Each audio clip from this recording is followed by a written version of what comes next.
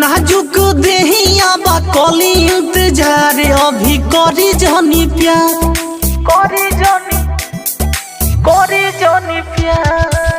नाजुक देहिया बा कली इंतजार अभी करी जानी प्यार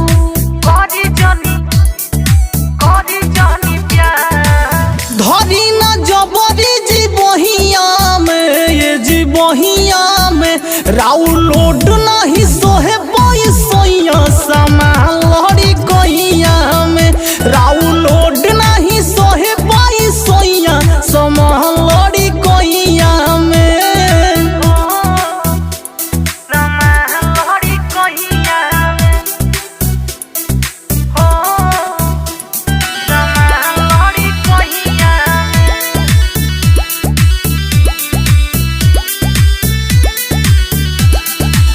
धीरे धीरे पड़ी आदत ये सैया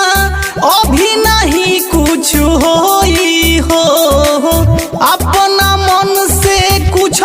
जे करब भीतर से सब कुछ रोई हो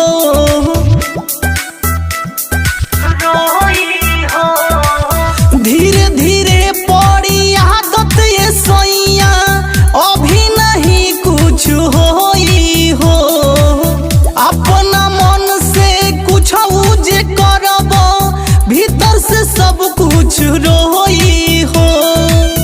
उठी दर्द पूरा देहिया में ये जी देहिया में राउ लोड नहीं सोहे पैसैया सामान लड़ी कहिया में राउ लोड नहीं सोहे पैसैया सामान लड़ी कहिया में